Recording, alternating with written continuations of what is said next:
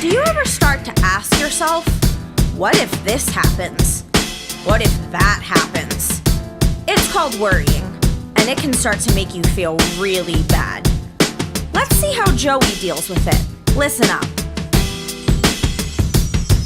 It's the first day of school and it's time for recess. Time to head to the playground. Yeah, you guessed it, the sun is bright and everyone's outside playing games. They're even sliding down the slide, but Joey's scared he won't know the games, and he'll mess up if he tries to play. And he wants to play tag on the grass, but he's afraid that he won't be fast. Some kids have a ball and they're playing, but what if he's not good at that game? His stomach feels bad. Did he eat something funny? Nah, just toast with honey. He's thinking of what might happen. He's worried. What if he gets tagged out in a hurry? He doesn't know how things will be. What happens next? Let's see. When we worry, we ask what if, instead of thinking about what is. Worrying can make us feel bad, but our worries don't have to last. When we worry, we ask what if, instead of thinking about what is. Worrying can make us feel bad, but our worries don't have to last. Joey's teacher comes by and asks, Joey, is everything alright? Joey isn't sure what to say. He tells his teacher how he wants to play, but his tummy aches and he feels afraid.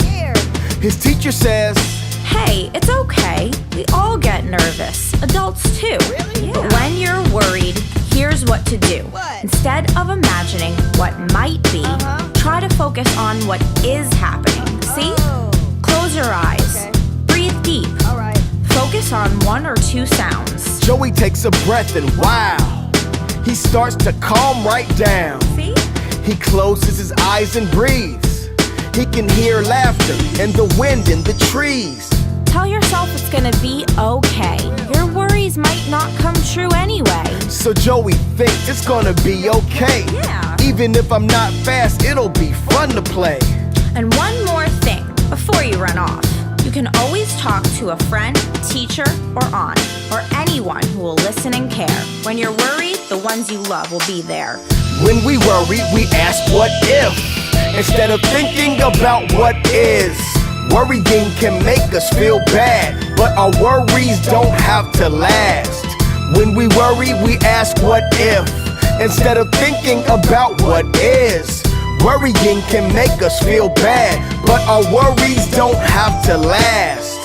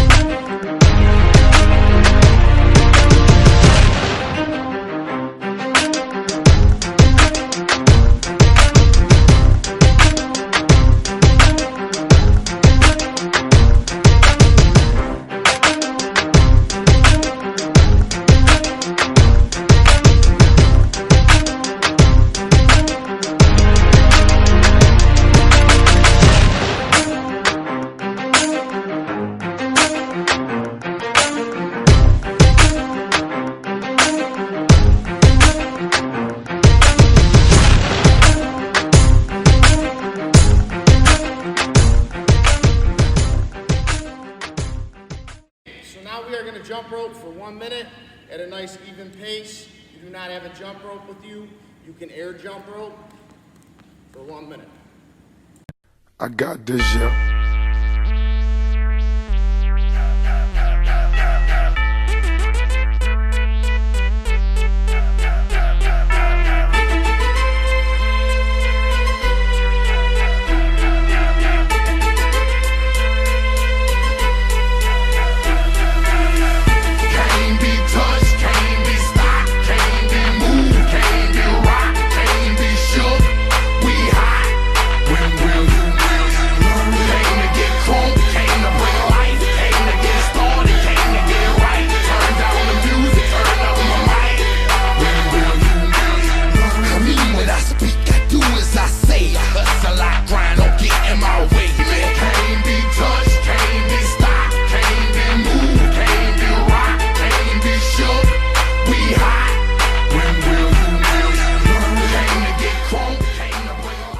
Hey, so welcome back to Virtual PE, Mr. Bennett. Mrs. Shealy. Mr. Kowalski. We're getting back into boxing, self-defense, and martial arts. So we're taking back off on the boxing, and we're gonna go back into some of the equipment that we use, some basic necessities that I like to tell everyone if you're gonna do boxing, practice boxing, whether it's at home, go to a gym, whatever the case, you should get a couple of these things that you can have. And you know you can do jump rope with just air without a rope, but they're not real expensive and there's something that's nice to have. A jump rope, you don't need a ton of room. Basic essential for boxing is a jump rope. What else I have in here is gloves. So you can get universal gloves, they don't have to be anything spectacular, and you don't even really need them to hit anything because you can do it without gloves as well. But they're nice to have, just to have them on when you do the training and some of the stuff that I'm gonna show you throughout this unit. You can put them on, and they're just great to have because they give you that weight, they make your arms a little more tired, and it gives you that real experience to just have gloves on. Another essential, especially if you're gonna hit anything, it's getting wraps. Wraps are an essential because you don't want to mess up your hands. If you're gonna hit a heavy bag, it's okay to just use gloves, but it's a lot better to use wraps. It just gives you more stability throughout your wrist. If you're like me, my wrists don't like hitting things a lot. They hurt after a while, so I like using wraps for those. As well as your knuckles, it does protect them as well. I'll show you next video, we'll put on how to use these. And then another one, this would be great if you have somebody else that does it with you, but they're pads. So these pads go on, and if it's just you, you won't be using these, but these go on, you just catch punches from the person that you're training with. Another essential is mouthpiece, and it's not like a football mouthpiece because you don't have a string that connects. It's just a simple mouthpiece with no string connecting, goes in your mouth. And that's something I like to use as well, even if I'm not boxing or sparring or anything like that, because it just gives you that feel of having it in your mouth, having to breathe, having to hold it in your teeth and clench your jaw, because that's another technique that you want to work on for any kind of combat sport, is making sure your mouth is closed at all times. You want to take those back teeth and kind of clench them together. It keeps your jaw nice and solid and stable. If you ever do get hit, it keeps it tight and less chance of either getting knocked out or breaking your jaw. Okay, so we're gonna recap real quick. Fist, how to hold a fist. Remember, open that hand up, close them knuckles down, thumb in, nice and solid so you don't break it. Guard. Remember, I want you to all learn the peekaboo. So put them knuckles, the knuckles on your fingers, underneath your eyes, just enough so you can still see. Don't cover your eyes, just under. Stance. Remember, string from heel to toe. That string. Remember how we do the angle of our feet, not completely turned, but at a little bit of an angle to keep you still moving forward with your body not squared off, but at a nice turned angle to keep stability. all right? We want to kind of evenly distribute our feet, a little bit more weight on your front foot for boxing, okay? And your back foot, you're going to keep on the balls of your feet. So toes, just a little bit weight off of that heel, all right? So we're going to start off today with doing some movement forward and back with our guard up. I really want you to focus on that. If you start to feel your hands come down, just remember to touch your knuckles back to your face. All right, so we're going to do our movement forward, slide that foot back, slide.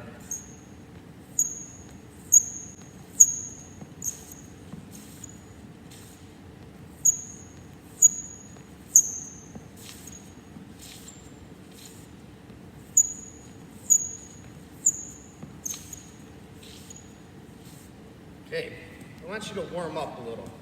Get yourself a nice little rhythm. Shake out them arms. Warm up. Feel loose. Find that rhythm that you feel comfortable.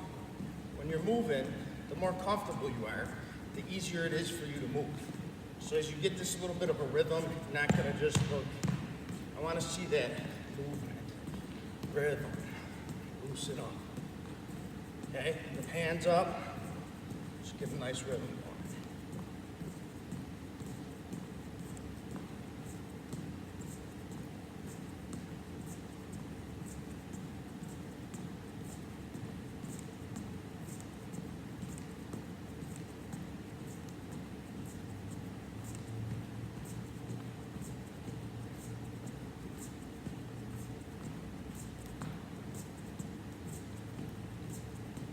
Okay, good. Shake it out. Okay. We're going to go back to our jab. Recap on our jab. Remember, stance, hands up. When you stick that jab out, your eyes stay on your target.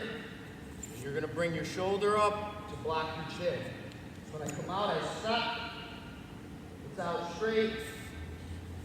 My hand, I get that nice rotation with my fist, snap it out, chin down, my eyes on my target.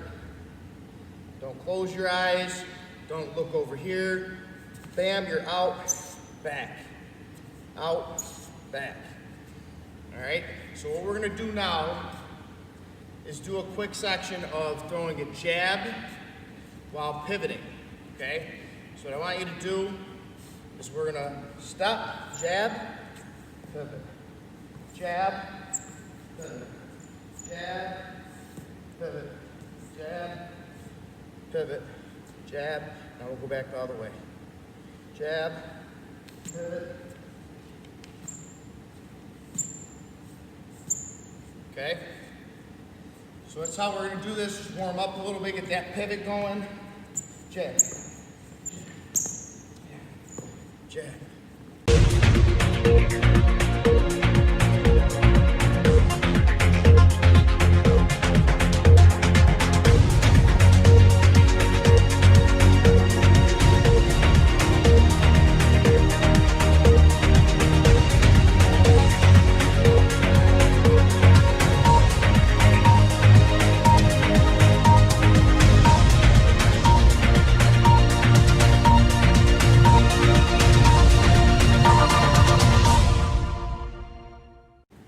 Okay, so now we're gonna go, since we understand how to use the jab, we're gonna go into what's called a right cross, or also known as a two in boxing.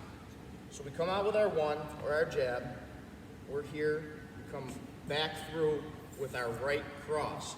Now the reason that it's a one and a two is because you're setting yourself up for that right cross when you throw that left jab. Now obviously it could be different if you're southpaw, remember, your one is now your right hand, and then your cross is actually a left cross. So it's the same movement, just opposite hands. So our one, remember, jab, come through, you're bringing it right back, and if you notice position of my body, I'm straight here, ready for this right hand or this two to come across. I'm shifting this weight. This is where we're gonna start talking about the weight shifting for power. All right, so as we said before with the jab, Not a lot of power. It's meant to just keep someone's distance from you, understand how far they are, and it's a defense move, okay? So I stick that jab out, create that movement with that step forward, coming through with that back hip for that cross. So as I come over, notice how I'm pivoting that back foot, all right? So my hip is actually coming from here to line up with this other one. All right, so our momentum now comes from jab, back, cross. You're doing the same thing here. So you're covering that jaw. Remember, defense off of your offense. I don't want to throw it here because now I'm still open. I want to block my chin because now my hand is coming away. Keep that arm there. So jab, right cross. 1, 2, 1, 2, 1, 2. 1, 2, 1, 2, 1, 2. Okay? So that is our right cross. We'll give you some time to work on that.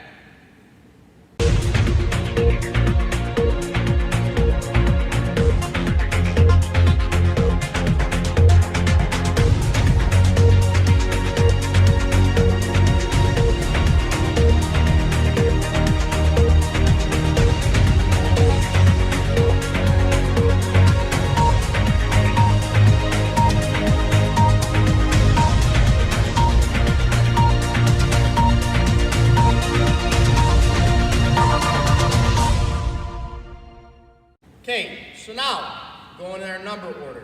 So we come back to 3. So what's a 3? We have our jab, 1. Right cross is our 2. Where are you from here? All right, think about that momentum and shifting that weight.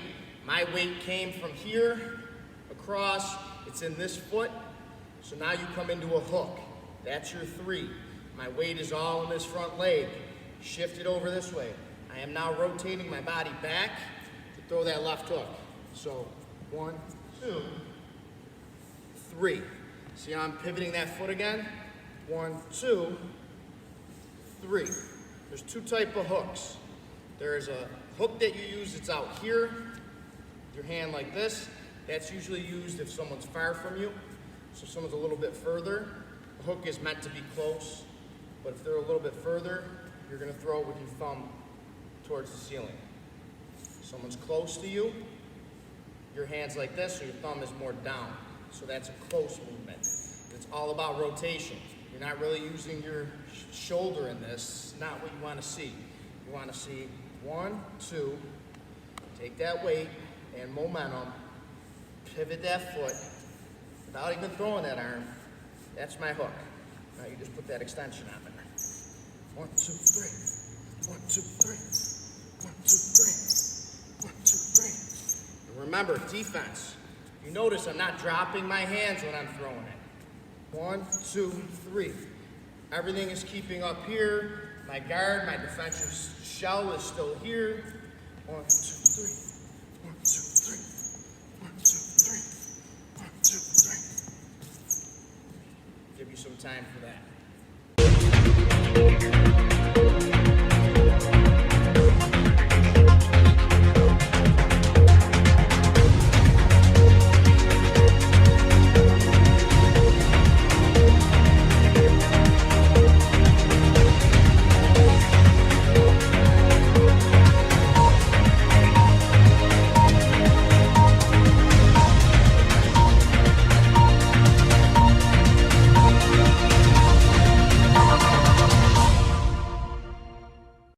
Okay, so once again, I'm gonna always reiterate this to you.